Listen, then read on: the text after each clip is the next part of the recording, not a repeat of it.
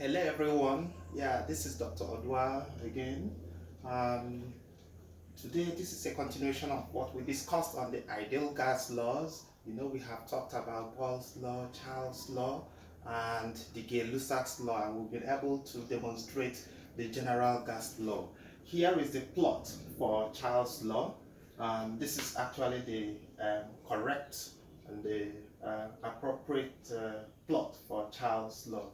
Notice that we have a volume against our temperature in 0 degrees. It's very important for us to note that at the point when the volume is 0, it's actually at minus 273 degrees Celsius.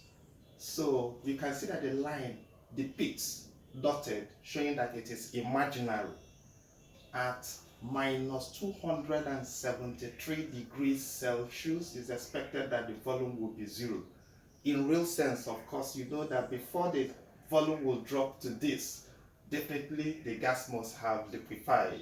So this is theoretical, it is imaginary. And this is the appropriate plot for Charles' law.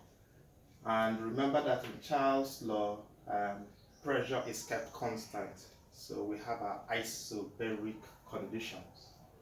Now, in Gay-Lussac's law, this is the appropriate plot. We plot pressure against temperature. And at the point that we are going to have our pressure to be 0, is actually at minus 273 degrees Celsius. So you can see the dotted line showing that it is imaginary, because of course it's imaginary for us to have 0 pressure in a gas. So it's at minus 273 degrees Celsius. Actually, it's usually minus 273.15, but it's approximated to minus 273 degrees Celsius. So note this. Remember that in Gay-Lussac's law we have it as a constant volume. So the system is isoconic. Okay, thank you. So we'll move over to the impact of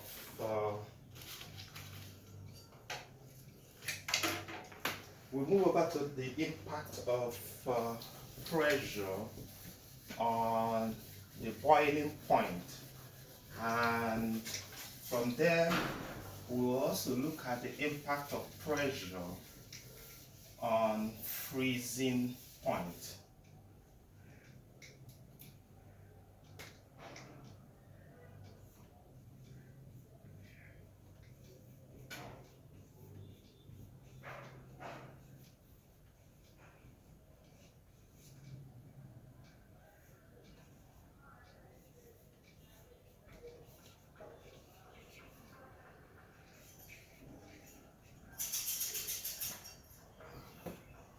So the boiling point of any substance is actually that point when the liquid and the vapor phases of that particular substance are in constant equilibrium. So whenever the liquid and the vapor of that substance are in constant equilibrium, we expect that the substance must have attained its boiling point, and at the boiling point the temperature no longer raises, it remains stable at boiling point. So the boiling point of water is 100 degrees Celsius, so it's expected that at 100 degrees Celsius the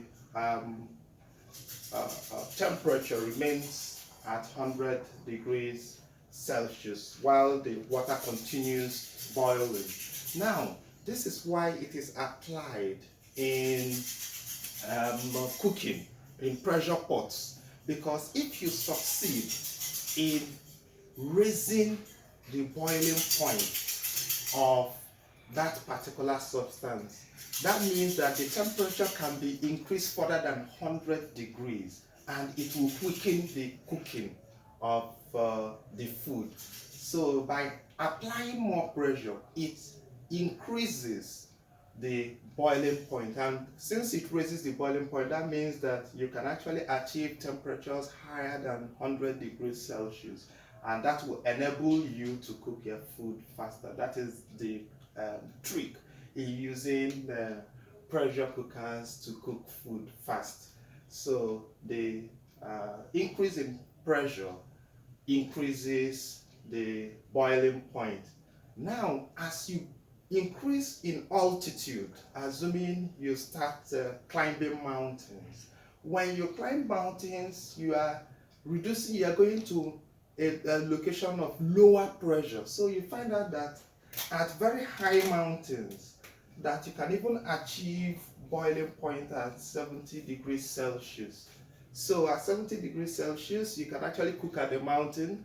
You just see the water boiling immediately at 70 degrees Celsius. But remember that it's boiling at 70 degrees Celsius does not imply that the temperature is raised up to 100 degrees. No, it means that the temperature still remains at 70 degrees, but it starts boiling. And once it starts boiling at that 70 degrees Celsius, you cannot raise it further to 100 degrees Celsius except you find a way of reducing raising the pressure at the mountains. So that is what is obtainable. So although you can actually just start boiling water at 70 degrees Celsius, if you want to cook there, it's going to take a longer time for it to be done because it will just remain at 70 degrees Celsius boiling. Okay? So the same thing happens in aircrafts. You find out that aircrafts, if you are flying, in order for you to be stable inside the aircraft, the pressure is normally, the aircraft is usually pressurized to maintain the life of people there. Now let's look at the impact of pressure on freezing point this time around.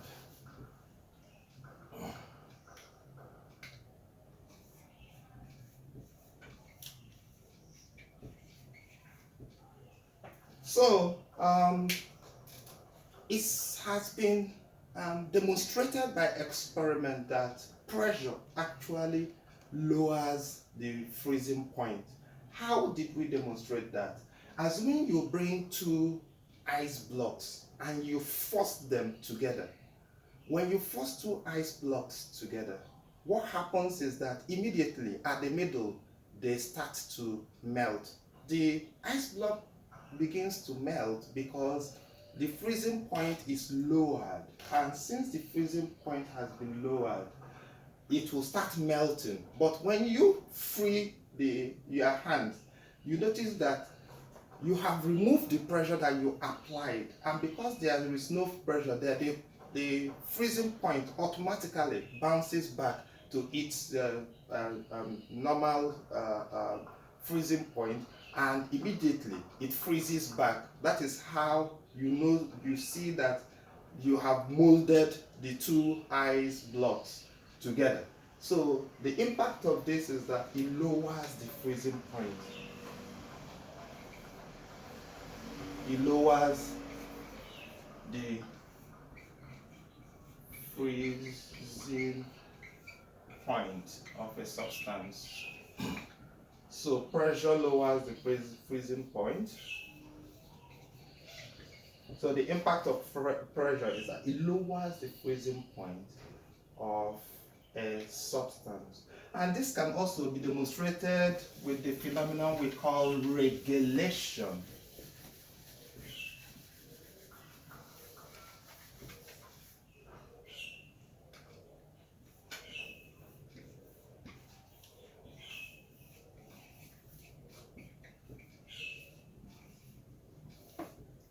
So assuming we have an ice block and we put a thin wire hanging in between the block with a load suspended to mount pressure. So this load, the effect of this load is just to mount pressure on the thin wire, which is wound round the ice block.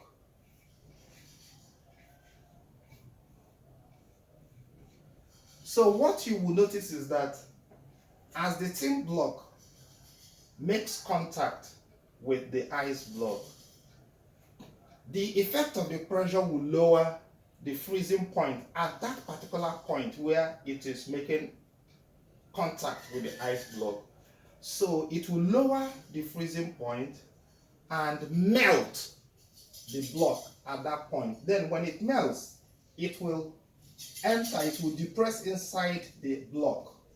And as it depresses inside the block, remember that this is what is mounting the pressure. So pressure is eased off on the outer part, which automatically gets back to the freezing point and it freezes back.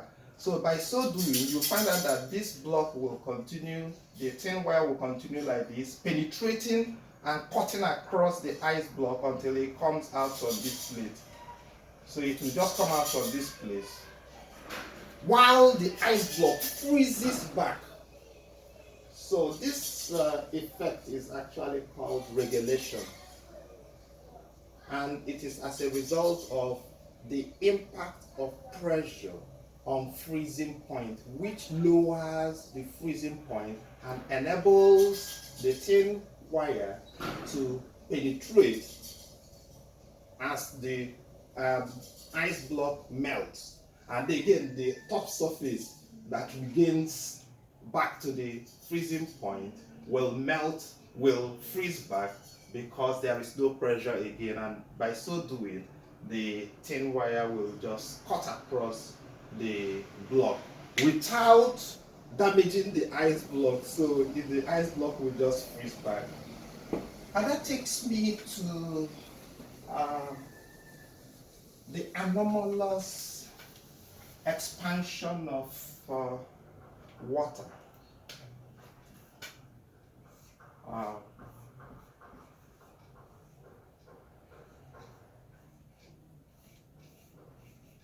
So anomalous expansion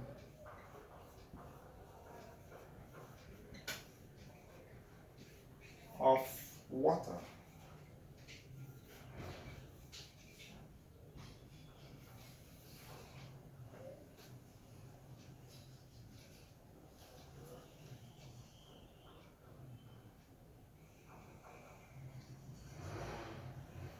I will demonstrate this with a block at ice block at minus 15 degrees Celsius. Let's assume that we have a block at 15 degrees Celsius and we continue to freeze.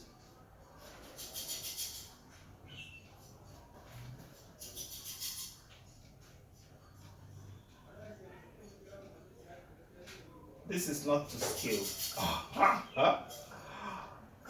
So don't hold me to it too. This is not to scale, because you can see the difference between here and here is not proportionate. And this is just a sketch, please. Oh. So let's assume that this is in grams per cm cubed. And this is my density, of course. So this is my temperature here. So let's assume that somewhere here we have 1 gram cm. This is actually where the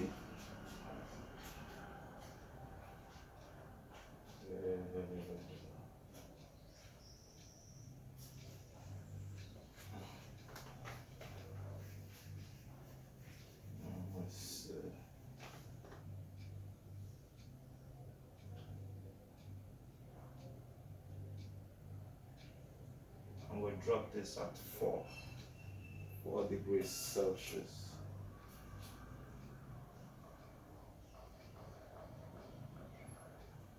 So here is how to demonstrate the anomalous expansion of water. Usually it's expected that when you heat most substances, as they gain temperature, they will expand.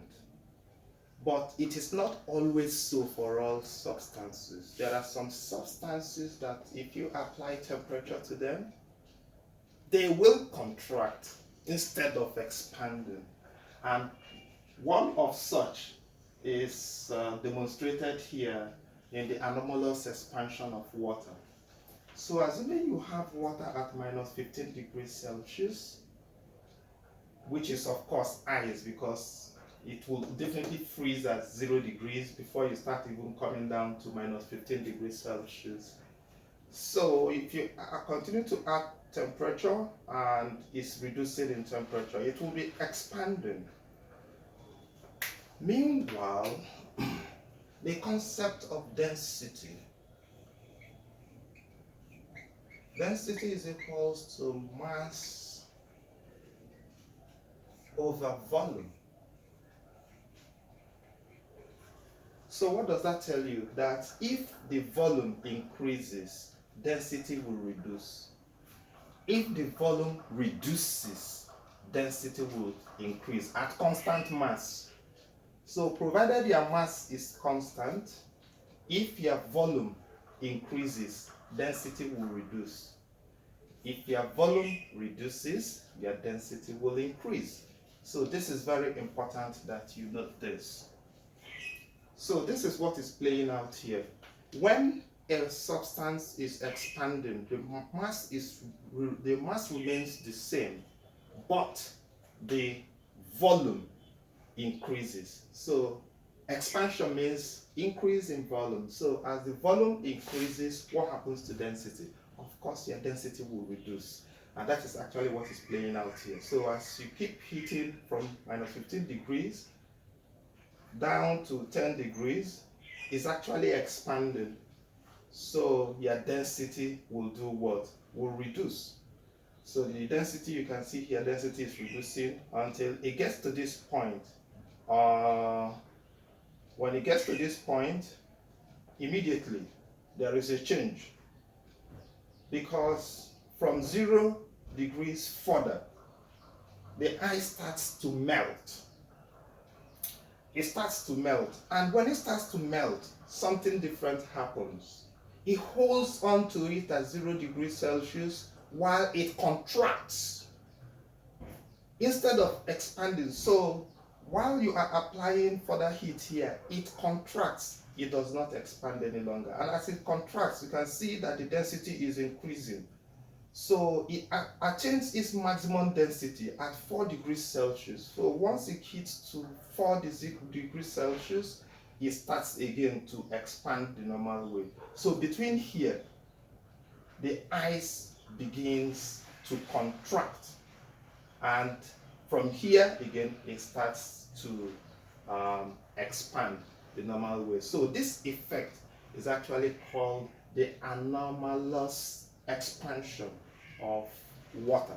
So you notice that it expands up to 0 degrees Celsius, it stops, it starts contracting as it's melting, and as it gets to 4 degrees Celsius, it continues to expand again. This phenomenon is very important in life. This is what saves the aquatic animals in the Antarctic region. So in the Antarctic region, this is what saves the aquatic animals. Notice that between here and here, there is always water to keep the aquatic animals alive. And remember, if you have a surface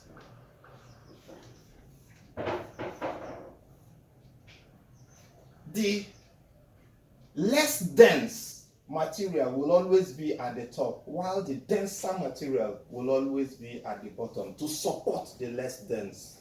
So if you have two media, you will notice that the less dense will always be at the top, while the denser will be at the bottom because of the difference in pressure. And that explains that density we are talking about. So within this place, each time the density shoots up to this place, you find out that because of the impact of the density, which may resist it higher than what is at the bottom, it will now make the surface that is frozen to do what? To collapse to the bottom again, and the cycle continues. So for each time it gets to this point, the density gets this high, it will collapse because it becomes more dense than what you have under. And from this circulation, aquatic animals are able to survive. Thank you.